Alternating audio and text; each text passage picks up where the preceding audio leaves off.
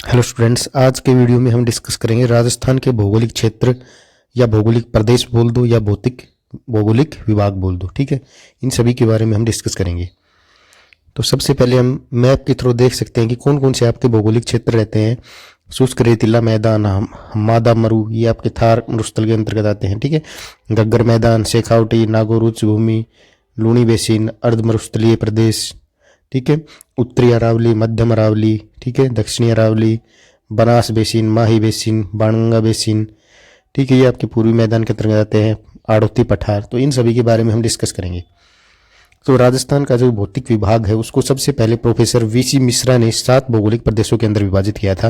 वो 7 प्रदेश कौन कौन से थे? पश्चिमी शुष्क प्रदेश, अर्ध शुष्क प्रदेश, नहरी प्रदेश, अरावली प्रदेश, पूर्वी कृषि औद्योगिक प्रदेश, चंबल बीहड़ प्रदेश, दक्षिण पूर्वी कृषि प्रदेश, इनके अंदर जो है विभाजित किया था।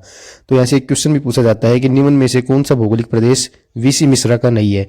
तो 3 आपको दे देगा जो वीसी मिश्रा के हैं, 1 दे देगा कोई एक्स्ट्रा। ठीक है, तो यहाँ पर हमने नहरी प्रदेश भी देखा था, चंबल बीहड़ प्रदेश भी देखा था, पूर्वी कृषि औद्योगिक प्रदेश भी देखा था, लेकिन जो पठारी प्रदेश है आपके दक्षिण पूर्वी पठारी प्रदेश, वो वीसी मिश्रा ने उनको नहीं लिखा था। ठीक है, नेक्स्ट आपका रामलोचन सिंह, डॉक्टर रामलोचन सिंह ने राजस्थान को 2 वृहद, 4 उप प्रदेश और 12 लघु प्रदेशों के अंदर विभाजित किया था, और एस के सेन ने 3 प्रदेशों के अंदर विभाजित किया था। अब देखते हैं राजस्थान को स्थलाकृति के आधार पर 4 भौतिक प्रदेशों में विभाजित किया जाता है। कौन कौन से? पश्चिमी रेतीला प्रदेश, उत्तर पश्चिमी मरुस्थलीय प्रदेश भी कहीं कहीं लिखा मिलता है आपको। ठीक है, तो दोनों एक ही बात है, पश्चिमी रेतीला प्रदेश या उत्तर पश्चिमी मरुस्थलीय प्रदेश। नेक्स्ट है आपका अरावली प्रदेश, या फिर कहीं कहीं लिखा मिलता है मध्यवर्ती अरावली पर्वतीय प्रदेश। ठीक है, तो दोनों एक ही बात है। थर्ड है आपका पूर्वी मैदानी प्रदेश, और फोर्थ है दक्षिण पूर्वी पठारी प्रदेश। तो इन 4 के अंदर जो है विभाजित किया जाता है। अगर हम बात करें विश्व के संदर्भ में, तो जो पश्चिमी रेतीला प्रदेश है और पूर्वी मैदानी प्रदेश है वो टेथिस सागर के अवशेष है, और अरावली व दक्षिण पूर्वी पठारी प्रदेश जो है वो आपके गोंडवाना लैंड के अवशेष है।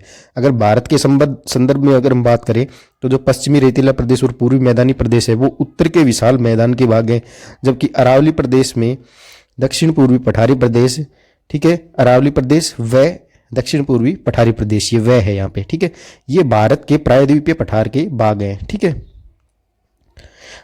अब देखते हैं पश्चिमी रेतीला प्रदेश। ठीक है, जो आपका फर्स्ट था ना, यहाँ पे एक एक करके हम डिस्कस कर रहे हैं। ठीक है, ये 4 थे, चारों के बारे में डिस्कस करेंगे। सबसे पहले देख रहे हैं पश्चिमी रेतीला प्रदेश। ठीक है, इसको उत्तरी पश्चिमी मरुस्थलीय प्रदेश भी कहते हैं। ठीक है, इसको 2 भागों के अंदर डिवाइड किया गया है। ठीक है, शुष्क प्रदेश और अर्ध शुष्क प्रदेश। सबसे पहले देखते हैं शुष्क प्रदेश, इसको 2 भागों के अंदर, बालू का स्तूप युक्त प्रदेश और बालू का स्तूप मुक्त प्रदेश। ठीक है, युक्त मतलब जहां बालू का स्तूप पाए जाते हैं, मुक्त मतलब जहां बालू का स्तूप नहीं पाए जाते हैं। सेकंड आपका क्या था? अर्ध शुष्क प्रदेश, इसको 3 क्षेत्रों के अंदर डिवाइड कर दिया गया, गगर बेसिन, शेखावटी, अंतःप्रवाही प्रदेश और फिर लूनी बेसिन या गोडवाल प्रदेश। ठीक है, तो सेकंड आपका था अरावली प्रदेश और मध्यवर्ती अरावली प्रदेश, इसको 3 भागों के अंदर, उत्तरी अरावली, मध्य अरावली और दक्षिणी अरावली, ये हम डिस्कस करने वाले इसके अंदर।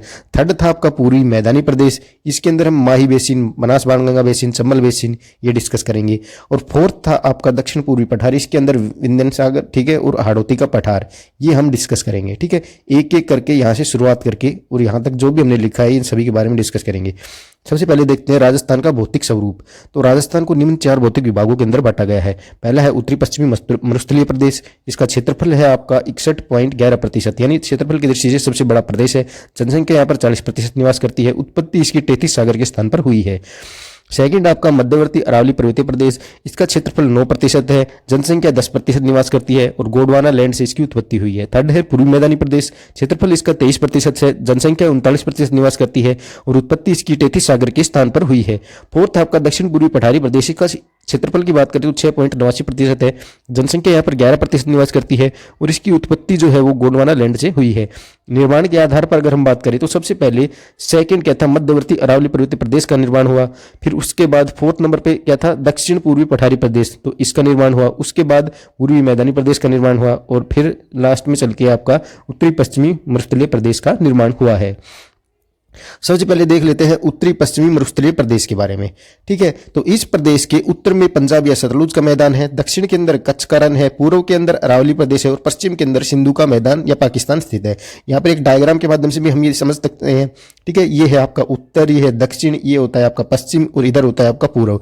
तो उत्तर के अंदर पंजाब और सतलुज का मैदान, दक्षिण के अंदर कच्छ का रण, पश्चिम के अंदर सिंधु का मैदान और पूर्व के अंदर आपका अरावली प्रदेश है।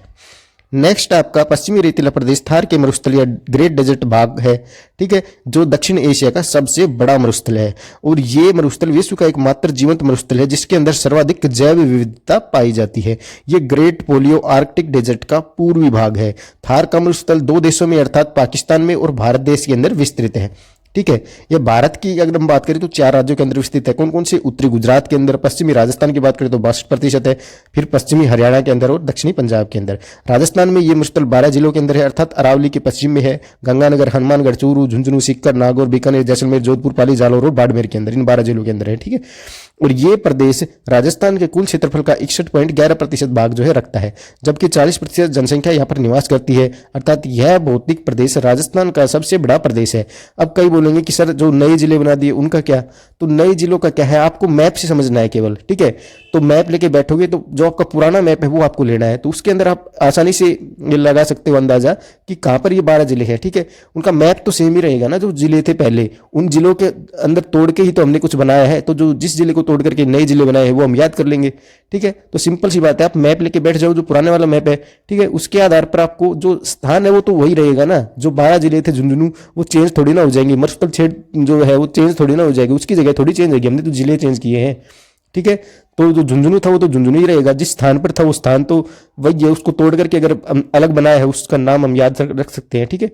तो इसमें कोई घबराने की बात नहीं है। इसरो के मृदा एटलस के अनुसार इसका विस्तार जो है 67% भाग पर है, और इस प्रदेश का कुल क्षेत्रफल जो है काजरी एक संस्था है, ठीक है, उसके आंकड़ों के अनुसार 2,09,000 किलोमीटर स्क्वायर है, जबकि हिंदी ग्रंथ अकादमी की हरिमोहन सक्सेना की पुस्तक में 1,75,000 किलोमीटर स्क्वायर है, ठीक है। वर्तमान मरुस्थल के स्थान पर करोड़ों वर्ष पूर्व क्या था? टेथिस सागर था, और उसके किनारे घने वन विकसित हुए, जो जलवायु परिवर्तन व अन्य कारणों से वहां के वन धीरे धीरे नष्ट हो गए, और उनसे क्या हुआ? शुष्कता जो है वो बढ़ी, उसके कारण यहाँ की चट्टानों के अंदर विखंडन हुआ, और विखंडन से वो रेत के अंदर बदल गई। प्रमाण के तौर पर यहाँ रेतीला मरुस्थल जिसको इर्क कहा जाता है, चट्टानी मरुस्थल को हमदा कहा जाता है, मिश्रित मरुस्थल को रेक कहा जाता है, ये अस्तित्व के अंदर आए। और यहाँ पर हमने ये सभी बातें जो है इस लाइन यहाँ से यहाँ तक जो पढ़ा वो लिख लिया है, क्या कि जो वर्तमान मरुस्थल है उसके स्थान पर क्या था? टेथिस सागर। टेथिस सागर से क्या हुआ? यहाँ पे घने वन विकसित हुए, फिर जलवायु के अंदर परिवर्तन आया, फिर शुष्कता बढ़ी, फिर चट्टानों का विखंडन हुआ, फिर वे चट्टानें रेत के अंदर परिवर्तित हुई, और रेत जो है मरुस्थल के अंदर बदल गया, ठीक है। तो ये सभी है। इसका निर्माण जो है टेथिस सागर के स्थान पर टर्सरी रिकाल यानी पिछले 7 करोड़ वर्ष में हुआ है, ठीक है। इसे थार मरुस्थल के नाम से जानते हैं, जिसका विस्तार अरावली के पश्चिम में 12 जिलों जैसलमेर, बाड़मेर, जालौर, पाली, जोधपुर, नागौर, बीकानेर, गंगानगर, हनुमानगढ़, चूरू, सीकर व झुंझुनू जिलों के अंदर है। इसकी औसत ऊंचाई की अगर हम बात करें तो 300 मीटर है। ढाल जो है दक्षिण पश्चिमी की ओर है, ठीक है। जहां रेतीले मरुस्थल को इर्ग, कठोर चट्टानी मरुस्थल को हमदा और पथरीले मिश्रित मरुस्थल को रेक कहा जाता है। इस मरुस्थल पर 41.5% क्या है? बालू का स्तूप मुक्त प्रदेश, यानी बालू का स्तूप नहीं है, यानी कि रेत के टीले नहीं है, जिसका विस्तार पोखरण से फलोदी के बीच है। और 58.5% भाग पर बालू का स्तूप जो है वो पाए जाते हैं, यानी वो बालू का स्तूप युक्त प्रदेश है। बालू का स्तूप के निर्माण के लिए सर्वाधिक उत्तरदायी कारक क्या है? पवनों का निक्षेपणात्मक या जमाव, ठीक है। अब हम देखते हैं बालू का स्तूप, ठीक है। ये हमने यहाँ पे देखा था ना, भाग 58.5% भाग पर बालू का स्तूप जो है वो पाए जाते हैं, जो निम्न है। कौन कौन से? पहला है आपका रेखिक या पवनानुवर्ती या अनुदैर्ध्य बालू का स्तूप, इंग्लिश में बोलते हैं लॉन्गिट्यूडिनल सैंड ड्यून्स, ठीक है। ये क्या करते हैं? ये हवा की दिशा के समानांतर होते हैं। उदाहरण की बात करें तो सीफ है, ठीक है। ये बालू का स्तूप पवनों के समानांतर बने हैं, जो लंबे व स्थिर होते हैं, लंबे और स्थिर होते हैं, इसलिए विश्व में ऐसे बालू का स्तूप अधिक पाए जाते हैं। इनकी आकृति की बात करें तो पहाड़ी जैसी है। सारा मरुस्थल के अंदर ऐसे टीलों को सीफ नाम से पुकारा जाता है, और ये बालू का स्तूप मुख्यतः दक्षिणी पश्चिमी मरुस्थल के अंदर पाए जाते हैं, जैसे जैसलमेर, जोधपुर व बाड़मेर के अंदर। सेकंड आपका अनुप्रस्थ बालू का स्तूप यानी ट्रांसवर्स सैंड ड्यून्स, ये हवा की दिशा के समकोण पर बने होते हैं, ठीक है। ये बालू का स्तूप पवन या हवा एक ही बात है, ठीक है, पवनों के समकोण पर बने होते हैं, और ये मुख्य रूप से बीकानेर के पुंगल, गंगानगर के सूरतगढ़ और हनुमानगढ़ के रावतसर और शेखावटी व जोधपुर व जालौर के अंदर है, ठीक है। नेक्स्ट आपका बरखान या गतिशील या विनाशकारी बालू का स्तूप, सर्वाधिक गतिशील अनुप्रस्थ व अर्धचंद्राकार आकृति के स्तूप है, इनको बरखान कहा जाता है, ठीक है। इनका आकार की अगर हम बात करें तो 100 मील तक लंबा तथा 600 फीट तक ऊंचा होता है। बरखान के सामने वाला ढाल जो है वो मंद होता है तथा विपरीत वाला ढाल जो है वो अवतल होता है, ठीक है। सारा मरुस्थल में बरखान के बीच आने जाने का रास्ता भी होता है, जिसे गासी या कारवा के नाम से जाना जाता है। इनका पवनमुखी ढाल या उत्तर ढाल मंद होता है, जबकि पवनभिमुखी ढाल या अवतल ढाल जो है वो तीव्र होता है। इन बालू का स्तूपों की दोनों भुजाएं आगे की ओर निकली होती है, अर्थात श्रृंखलाबद्ध ये होते हैं। शेखावटी क्षेत्र में चूरू के मालेरी, सिक्कर, लाडनू, जोधपुर के ओसिया और बीकानेर के लूणकरणसर में ये पाए जाते हैं। मरुस्थलीकरण के लिए सर्वाधिक उत्तरदायी बालू स्तूप की अगर हम बात करें तो वो आपका बरखान ही है। ठीक है, बरखान जो है इसके निर्माण के दौरान जब पवनों की दिशा में परिवर्तन हो जाता है तो बरखान की एक भुजा आगे की ओर झुक जाती है, उन्हें ही शीफ कहते हैं। ठीक है, शीफ आपकी अनुदैर्ध्य है। ठीक है, और बरखान जो है आपके अनुप्रस्थ होते हैं। ठीक है, नेक्स्ट अगर हम बात करें तो नेक्स्ट आपका परवलयिक या पैराबोलिक बालू का स्तूप। ठीक है, पैराबोलिक सैंड ड्यून्स इंग्लिश के अंदर बोलेंगे। तो इनकी आकृति जो है महिलाओं की हेयरपिन की आकृति के समान होती है। ठीक है, संपूर्ण मरुस्थल के अंदर ये पाए जाते हैं। ऐसी स्तूप की रचना वायु की दिशा के तीव्र प्रवाह के विपरीत बालू को मार्ग में एकत्रित करने से होती है। इनका आकार लंबाई में अधिक होता है। इन स्तूपों का ढाल वायु की दिशा की ओर मंद तथा विपरीत दिशा में तीव्र होता है। इन पर वनस्पति जो है वो उग जाती है, जिससे ये आगे पीछे नहीं खिसक पाते, इसलिए इन टेनों का निर्माण जो है बहुत कम होता है। तारा बालू का स्तूप की बात करें तो इसकी आकृति तारे जैसी होती है। इन बालू का स्तूपों की भुजाएं 2 से अधिक होती है। उदाहरण की बात करें तो मोहनगढ़, सोनगढ़, पोखरण, जैसलमेर, सूरतगढ़, गंगानगर। ठीक है, नेक्स्ट आपका सब्र काफिज या नेव खा बालू का स्तूप। तो झाड़ियों में रेत के जमाव से ये निर्मित होते हैं और ये बालू का स्तूप वनस्पति के अवरोह के अंदर बनते हैं। इनका वृद्ध आकार या बड़ा आकार अवरोधक बालू का स्तूप कहलाते हैं, जो पुष्कर, नागपड़, अजमेर, जोबनेर, जयपुर व सिक्कर के अंदर देखने को मिलते हैं। नेक्स्ट आपका लुनेट। लुनेट क्या होता है? मरुस्थल में झीलों के किनारे पर नवचंद्राकार आकृति के अंदर ये पाए जाते हैं। नेक्स्ट आपका धरियन। स्थानांतरणशील बालू का स्तूपों का स्थानीय नाम आपका धरियन है। ये बालू का स्तूप जैसलमेर पश्चिमी राजस्थान का स्थानांतरित या भ्रमणशील बालू का स्तूप है। नेक्स्ट आपका नेटवर्क बालू का स्तूप। ये बालू का स्तूप हनुमानगढ़ से हिसार की तरफ फैले हुए हैं। दोहरे कैसे होते हैं? आपके लहरदार होते हैं। और ये सभी प्रकार के जो बालू का स्तूप अब तक हमने पढ़े हैं, ये सभी प्रकार के आपके जोधपुर जिले के अंदर पाए जाते हैं। जबकि अगर सर्वाधिक बालू का स्तूपों की बात करें तो जैसलमेर के अंदर है, और सभी प्रकार की बात करें तो जोधपुर के अंदर है। ठीक है, बालू का स्तूप के लिए उत्तरदायी क्या है? तो देखा था ना हमने, सभी प्रकार में पवन जो है वो महत्वपूर्ण भूमिका निभाती है। तो पवनों का अपरदनात्मक, परिवर्तनात्मक और निक्षेपणात्मक, ये सभी जो कारक है ये बालू का स्तूप के लिए उत्तरदायी कारक हो गए। अब पढ़ लेते हैं मरुस्थलीय क्षेत्रों की स्थलाकृति कैसी होती है। तो पहले बात कर लेते हैं रन क्या होता है, टाट क्या होती है, थली क्या होती है और ढांड क्या होती है। तो बालू का स्तूपों के बीच जो गर्तनुमा भाग है उसको बोलते हैं। ठीक है, तो किन्हीं दो बालू का स्तूपों के मध्य निम्न भाग जो है उसको तल्ली या थली कहा जाता है, और इसमें वर्षा का जल जो है वो भर जाता है। उसके कारण अस्थायी झील का रूप ले लेती है, जिसे रन या टाट कहा जाता है। रन या टाट जो है सर्वाधिक जैसलमेर जिले के अंदर है। ठीक है, कनोई, ब्रह्मसर, पोखरण, भाकरी, ये सभी आपके जैसलमेर के अंदर है। ठीक है, थोप बाड़मेर के अंदर, बाप जोधपुर के अंदर, व तालछापर व पड़ियारा चूरू के अंदर ये पाए जाते हैं। ठीक है, तल्ली, सर और मरहो ये एक ही बात है। ये क्या होता है कि मरुस्थली के अंदर निचली भूमि को तल्ली या सर या मरहो कहा जाता है।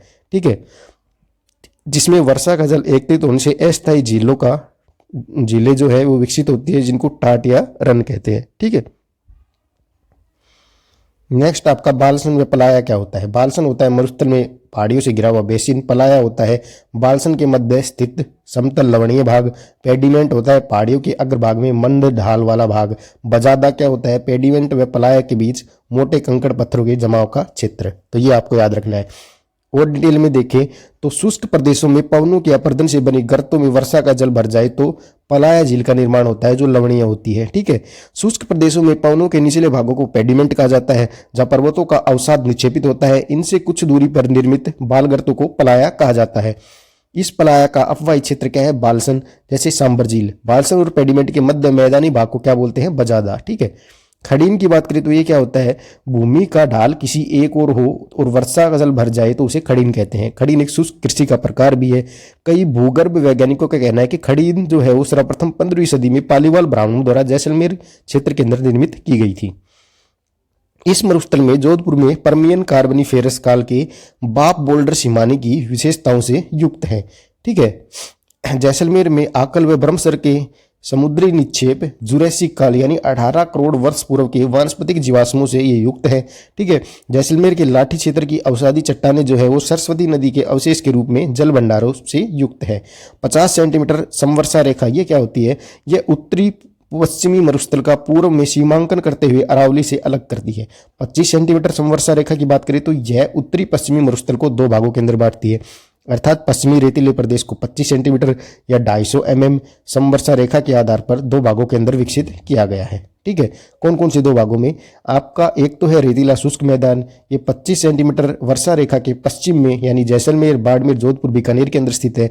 और दूसरा है अर्ध शुष्क बांगर प्रदेश, ये 25 सेंटीमीटर व 50 सेंटीमीटर वर्षा रेखा के बीच स्थित है, जिसके 4 उपभाग है। ठीक है, अब आपको एग्जाम के अंदर कंफ्यूज कर सकता है, 25 सेंटीमीटर को लिख देगा 250 mm।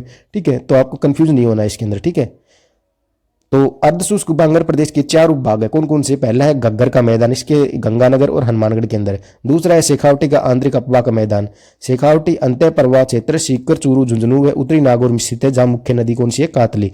इस प्रदेश में चूने के भूमिगत जमाव पाए जाने के कारण अंतर्वर्ती जल जो है पाया जाता है। प्रमाण के तौर पर यहाँ कच्चे व पक्के कुएं, झोड़ या नाड़ा व बावड़ियां पाई जाती है। चूने के भूमिगत जमाव के कारण हड्डियों के विकास से संबंधित रोग जो है वो उत्पन्न हो जाते हैं। इस प्रदेश में कई बालुका स्तूपों के मध्य अवतलाकार आकृति बनती है, जिसे स्थानीय भाषा के अंदर सर कहा जाता है, और इसमें वर्षा का जल भर जाने से अस्थायी झील बनती है, जिसे सरोवर कहा जाता है। इस प्रदेश की प्रमुख नदी कौन सी है? कातली, इसे तोरावाटी प्रदेश कहा जाता है। नेक्स्ट नागौर उच्च भूमि की बात करें तो नागौर जिले में 450 मीटर ऊंचा भूभाग है। ठीक है, यह प्रदेश शेखावटी व लूनी बेसिन के मध्य नावा, पर्वतसर, रेवत की पहाड़ियां, जहां पर टंगस्टन जो है पाया जाता है, उनके बीच फैली हुई है। ठीक है, यह प्रदेश लवणता की प्रधानता के कारण बंजर भूमि में बदलता जा रहा है। इस भूभाग में आंतरिक अपवाह तंत्र वाली झीलें स्थित हैं, जैसे नावा में नमक मंडी है, कुचामन, डेगावा, डिडवाना और सांबर झील। ठीक है, यहाँ नमक उत्पादन का मुख्य कारण क्या है? माइक्रोसिस्ट चट्टानों का पाया जाना, जिससे केशिकाकर्षण या कैपिलरी एक्शन प्रक्रिया के द्वारा नमक सतह पर आ जाता है। कुबड़पट्टी, बाकापट्टी या होंच बेल्ट की बात करें तो नागौर व अजमेर के मध्य अधिक फ्लोराइड होने के कारण इस क्षेत्र में रहने वाले लोगों को फ्लोरोसिस रोग हो जाता है। फोर्थ है आपका लूनी बेसिन या गोंडवार बेसिन। ठीक है, पाली, दक्षिणी जोधपुर, दक्षिणी बाड़मेर व जालोर जिलों के अंदर ये स्थित है। इसका निर्माण पश्चिमी भाग जालोर जिले में नेड़ा नेहड़ के नाम से जाना जाता है। यहाँ बाड़मेर के शिवाड़ा में गोलाकार पहाड़ियां है, जिन्हें 56 की पहाड़ियां कहा जाता है। इस प्रदेश का निर्माण जो है लूनी व उसकी सहायक नदियों के द्वारा हुआ है। लूनी नदी के दक्षिणी बहाव क्षेत्र को गोंडवाल प्रदेश कहते हैं, अर्थात जालोर, पाली, उत्तरी पूर्वी बाड़मेर तथा दक्षिणी पश्चिमी सिरोही को सम्मिलित करते हैं। नेहड़ की बात करें तो बाड़मेर जालोर में मंद ढाल है, जहाँ वर्षा काल में यह नदी जो है छोटी छोटी धाराओं के अंदर बट जाती है, और उसे स्थानीय भाषा में रेला या रेला नाड़ा कहा जाता है। लूनी के उत्तरी भाग को थली या नागौर का उत्तरी भाग जो है कहा जाता है। बाड़मेर व जालोर के मध्य फैली गोलाकार पहाड़ियों को 56 की पहाड़ियां जो है कहा जाता है, और इन्हीं से संबंधित नाकोड़ा पर्वत, शिवाना पर्वत व पिपलूद पहाड़ी बाड़मेर तथा सुन्ना पर्वत व ग्रेनाइट की पहाड़ियां जो जालोर के अंदर है। यहाँ पर आवर्ती के माध्यम से भी आप समझ सकते हो कि जो ये गोलाकार पहाड़ी है इसको क्या बोलते हैं? 56 की पहाड़ी। यहाँ पर कौन कौन से 3 पर्वत है? एक तो है नाकोड़ा पर्वत, शिवाना पहाड़ी और पिपलूद पहाड़ी। ठीक है, और आपका सुन्ना पर्वत और ग्रेनाइट पहाड़ियां जालोर के अंदर है।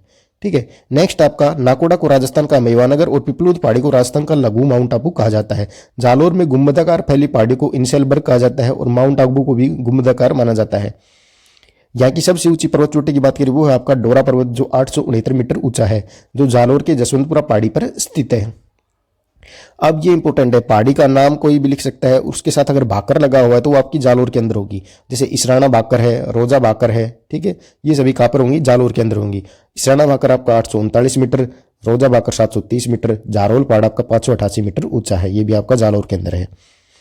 पश्चिमी रेतीले प्रदेश से संबंधित अन्य तथ्य। पश्चिमी रेतीले प्रदेश का निर्माण जो है तृतीय कल्प यानी टर्सरी पीरियड के अंदर तथा प्लिस्टोसीन युग जो आपका चतुर्थ कल्प जो है क्वाटरनरी एज उसके अंदर हुआ है।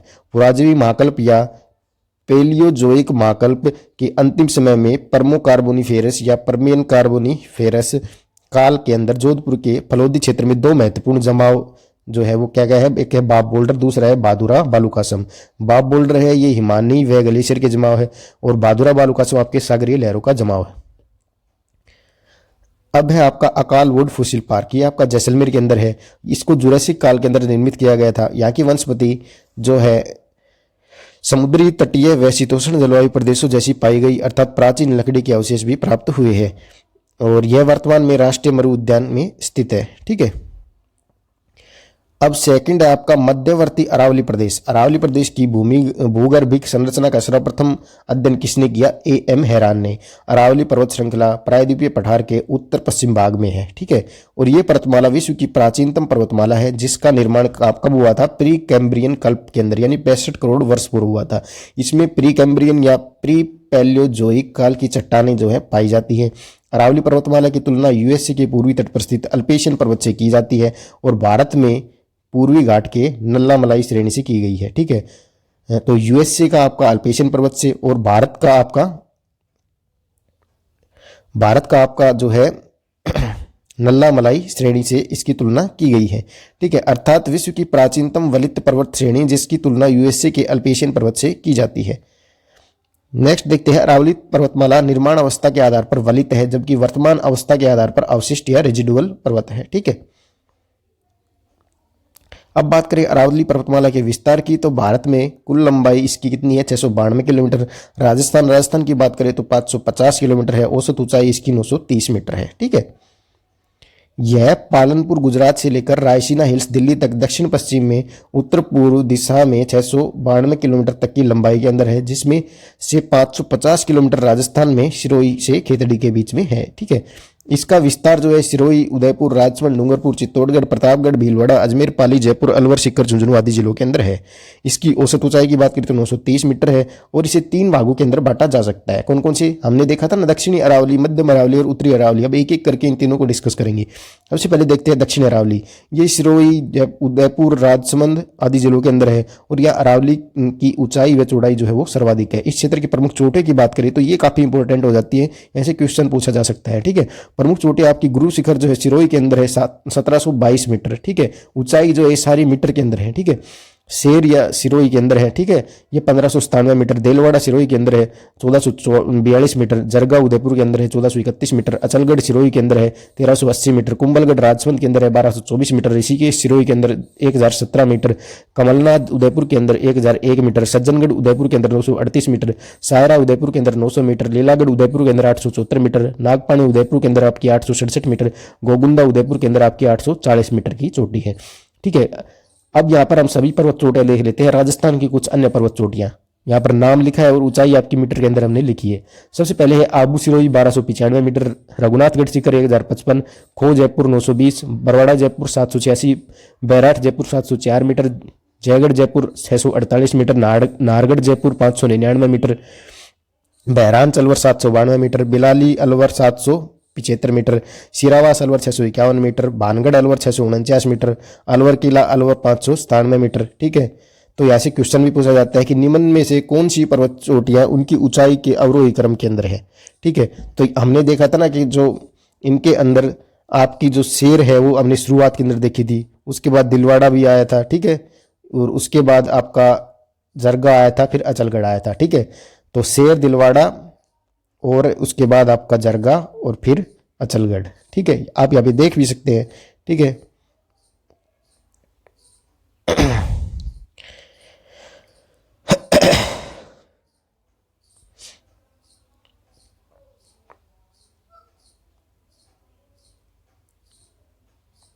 ये देखिए शेर सिरोही, उसके बाद आपका देलवाड़ा आया था, फिर जरगा आया था, फिर अचलगढ़ आया था। सबसे ऊंची चोटी कौन सी है? गुरु शिखर 1722। ठीक है, तो ये ऐसे क्वेश्चन पूछे जाते हैं।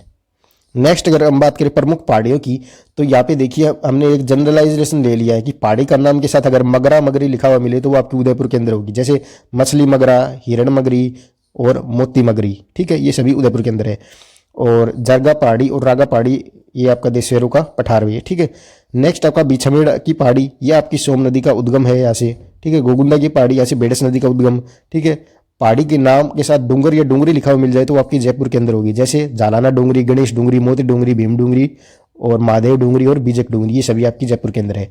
एक बस आपको याद रखना है कि जो मोर डूंगरी है वो चित्तौड़ के अंदर है। ठीक है, अब बात कर लेते हैं मनोहरपुर की पहाड़ियों की, तो मेंथा या मेंढा नदी का उद्गम यहाँ से हुआ है। बैराट की पहाड़ियों की जैसे बाणगंगा नदी, ठीक है, गुजरती है। शेवर की पहाड़ी यहाँ से साबी नदी का उद्गम हुआ है। कालीखो पहाड़ी आपकी जयपुर के अंदर है। बबाई पहाड़ी झुंझुनू के अंदर है। हर्षनाथ पहाड़ी आपकी अलवर के अंदर है और हर्ष पर्वत जो है आपका सीकर के अंदर है।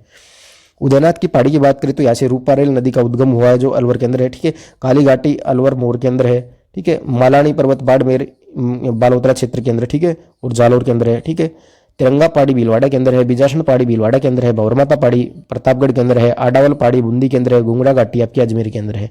ठीक है, सिरोही जिले में नुकीली पहाड़ियां जो है उनको बाकर कहा जाता है, जबकि उदयपुर जिले में तस्करी नुमा पहाड़ियों को गिरवा कहा जाता है। ठीक है, तो बाकर और गिरवा ये भी आपको याद रखना है। राजसमंद जिले के कुंभलगढ़ व उदयपुर जिले के गोगुंदा के मध्य फैले पठार को बोराट का पठार कहा जाता है। उदयपुर जिले के जरगा व रागा पहाड़ियों के मध्य फैले पठार को देशहरों का पठार कहा जाता है, जो वर्ष भर हरा भरा रहता है। उदयपुर जिले में स्थित जयसमंद झील के पूर्वी किनारे पर स्थित कटा फटा सा पठार जो है उसको लसानिया का पठार कहा जाता है। दक्षिण अरावली का विस्तार की बात करें तो टाटगढ़ या देवगढ़ ये दक्षिण में है, अर्थात बांसवाड़ा के कालीजरा की पहाड़ियों तक है। ठीक है, दक्षिणी अरावली अरावली का सबसे सघन व सबसे ऊंचा भाग है। ठीक है, ये भी आपको याद रखना है।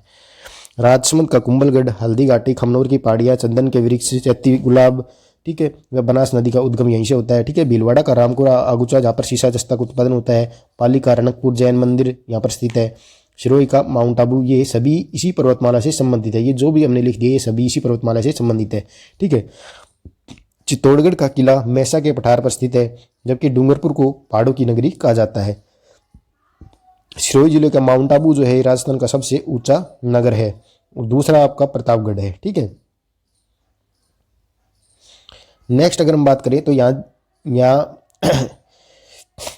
राजस्थान की सबसे ऊंची व गहरी झील नक्की झील भी स्थित है। ठीक है, इसी जिले में स्थित राजस्थान का सबसे ऊंचा पठार कौन सा है? उड़िया का पठार 1360 मीटर। राजस्थान में अरावली की सबसे ऊंची पर्वत चोटी आपकी गुरु शिखर है। ठीक है, 1722 मीटर, या फुट में पूछ ले तो 5650 फुट होगा। ठीक है, जो आबू पर्वत के उत्तर में स्थित है। नेक्स्ट अगर हम बात करें, कर्नल जेम्स टोड ने गुरु शिखर को संतों का शिखर कहा है और माउंट आबू को हिंदू ओलम्स कहा है। गुरु शिखर आपकी हिमालय व नीलगिरी के मध्य सबसे ऊंची पर्वत चोटी है। आबू जो है पर्वत गुंबदाकार है। ठीक है, और ये जो है आपका बैथोलिक का उदाहरण है। ठीक है,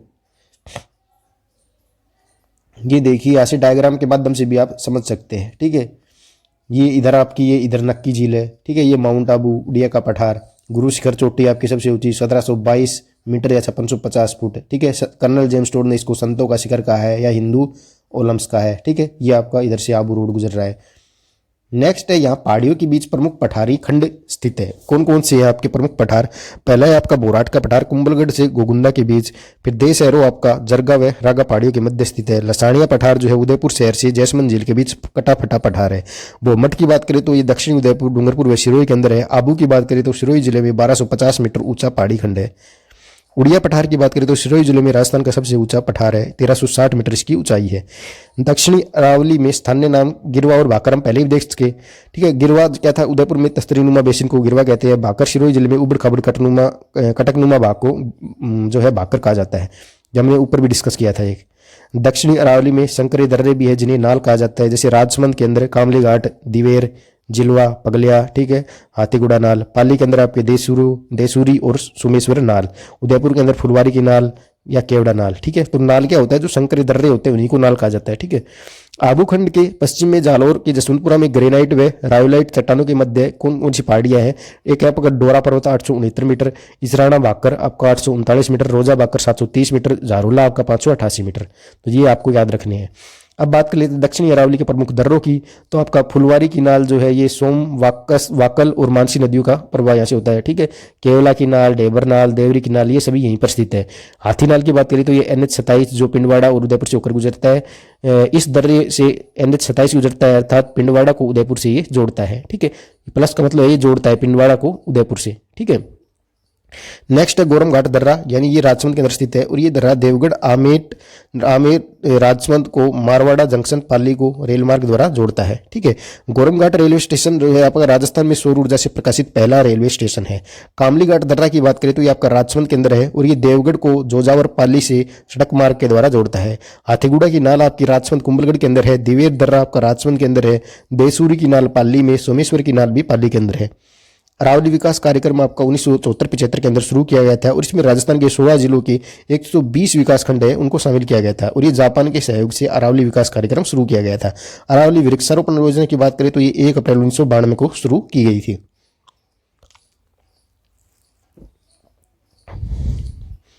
अब आ जाओ मध्यम अरावली पर। ठीक है, उत्तरी अरावली, मध्यम अरावली, दक्षिणी अरावली, ये 3 डिस्कस कर रहे थे। तो यहाँ देख रहे हैं मध्यम अरावली। यहाँ पर स्थित चोटियों की बात करें तो गोमजी माराई 934 मीटर, तारागढ़ 873 मीटर, नागपड़ा 495 मीटर है। यहाँ स्थित दर्रों की बात करें तो बर, परवेरिया, सूराघाट, शिवपुरा घाट और देवारी, ये प्रमुख जो है दर्रे हैं। तो मध्यम अरावली जो है इसका विस्तार सांबर से टोडगढ़ या देवगढ़ राजसमंद तक है, अर्थात इसका अधिकांश भाग जो है अजमेर के अंदर है। अरावली का सबसे कम विस्तार जो है वो मध्यम अरावली का ही है। ठीक है, मध्य अरावली की पहाड़ियों को मेरवाड़ा की पहाड़ियां कहा जाता है, जो मारवाड़ में मेवाड़ को पृथक करती है। ब्यावर के आसपास की पहाड़ियों को कुकरा की पहाड़ियां जो है कहा जाता है, और यहाँ पर बर परवेरिया, शिवपुर घाट, देवारी और सुरा घाट दर्रे स्थित है।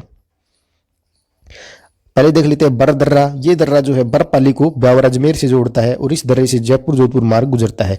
परवेरिया दर्रा मसूदा को ब्यावर से जोड़ता है। शिवपुर घाट दर्रा, ये दर्रा ब्यावर को विजयनगर से जोड़ता है। और सूरा घाट दर्रा, ये दर्रा जो है ये दर्रा ब्यावर अजमेर को भीलवाड़ा से जोड़ता है। ब्यावर से उत्तर में एक सतत पर्वत श्रृंखला है, जो उत्तर में किशनगढ़ व नरवर की पहाड़ियों तक फैला है और सर्पिलाकार है। ठीक है, आकार कैसा है? सर्पिलाकार। ये अजमेर शहर के पश्चिम में स्थित है, जिसको नागपाड़ 795 मीटर के नाम से भी जाना जाता है। ठीक है, नागपाड़ की सबसे ऊंची पर्वत चोटी क्या है? तारागढ़ 873 मीटर। जबकि अजमेर की सबसे ऊंची पर्वत चोटी मोराईजी या टाटगढ़ है, जो 833 या 34 मीटर ऊंची है। ठीक है, अजमेर के पश्चिम में अर्थात पाली जिले में सेंदड़ा या दड़ा स्टेशन के समीप चट्टानों की आकृति सर्प के फन के समान है।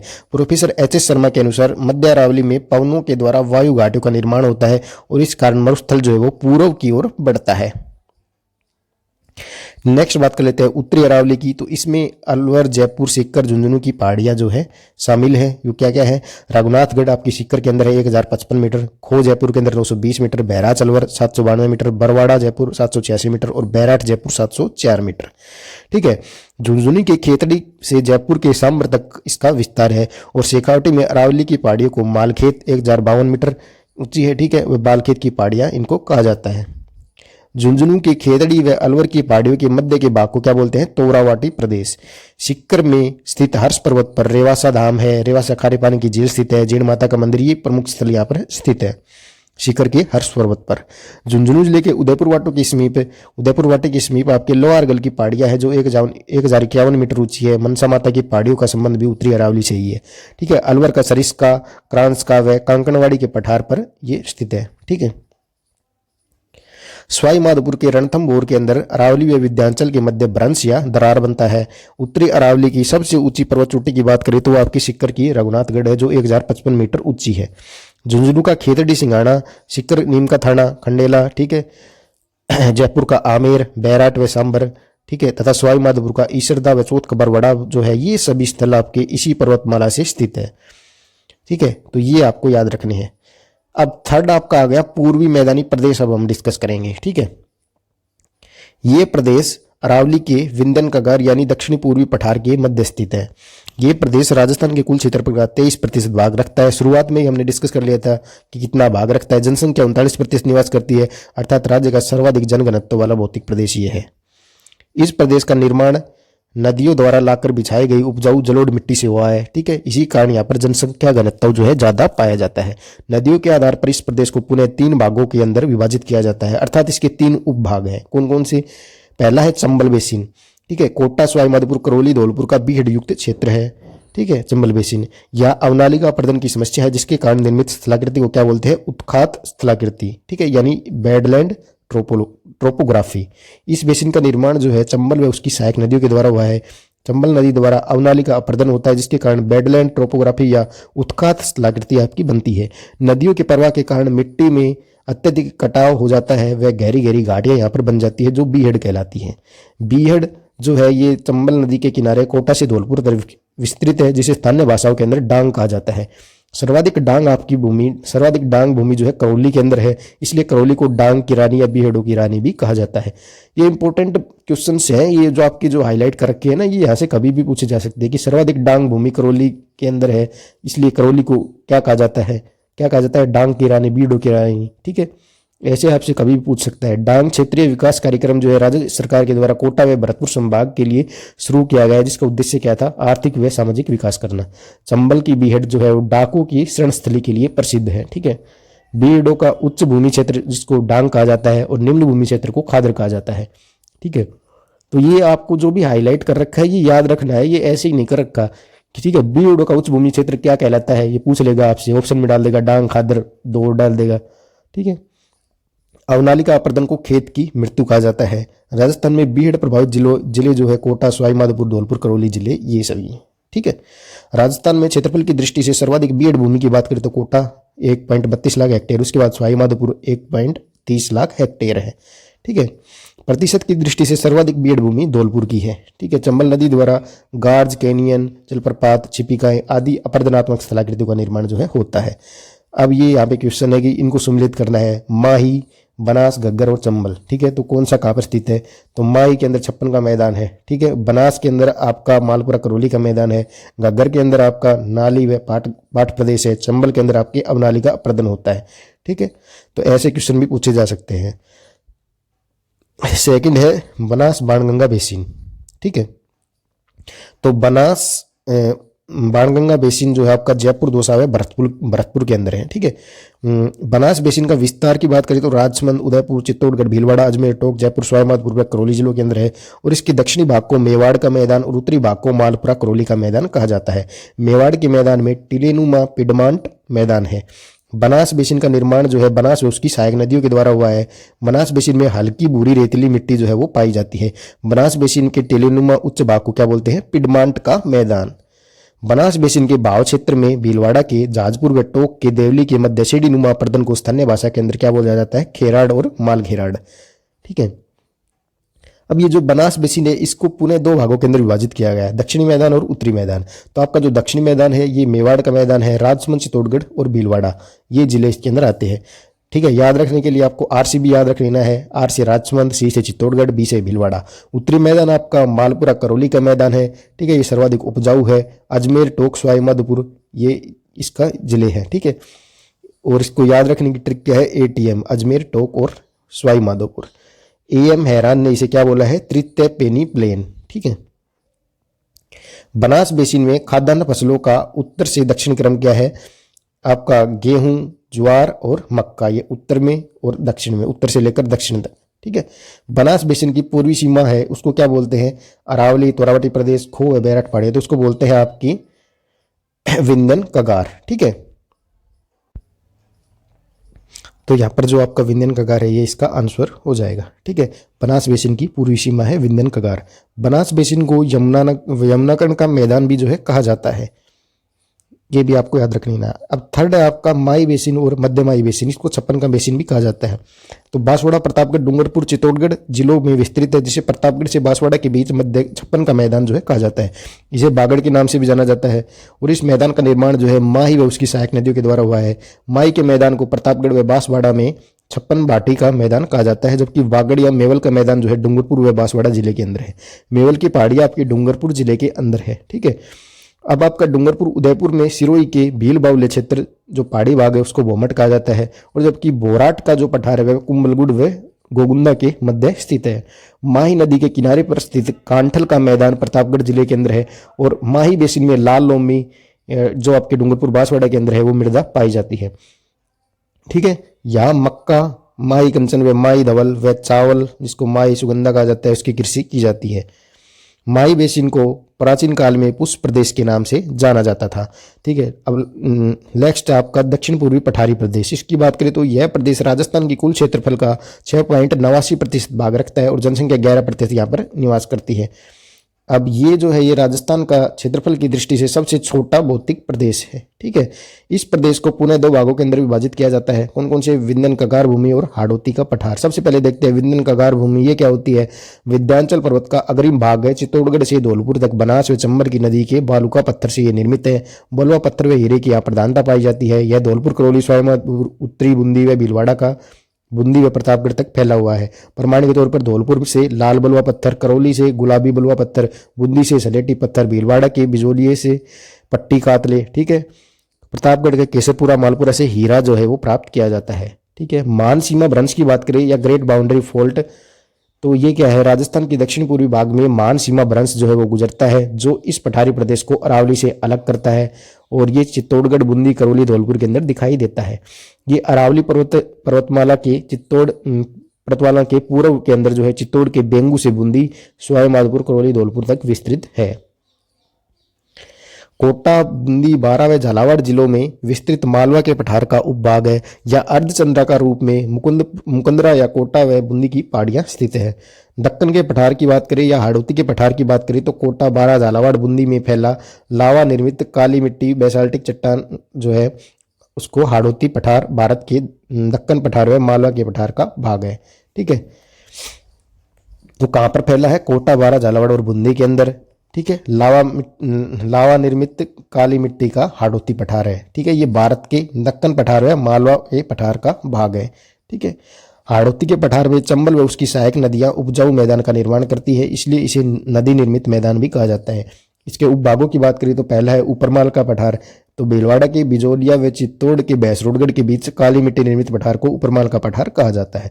डाबी के पठार की बात करें तो बूंदी व कोटा की पहाड़ियों के बीच फैला हुआ पठार है वो आपका डाबी का पठार कहलाता है। गगधार भूमि की उच्च भूमि की बात करें तो ये आपकी झालावाड़ के अंदर है। ठीक है, डग गंगधार उच्च भूमि। शाहबाद उच्च भूमि की बात करें तो ये बारां के अंदर है। और यहाँ बारां के रामगढ़ में गोले की नाल की आकृति की पहाड़ी है तथा उल्का जनित रामगढ़ क्रेटर झील है। ठीक है, उल्का जनित रामगढ़ क्रेटर झील।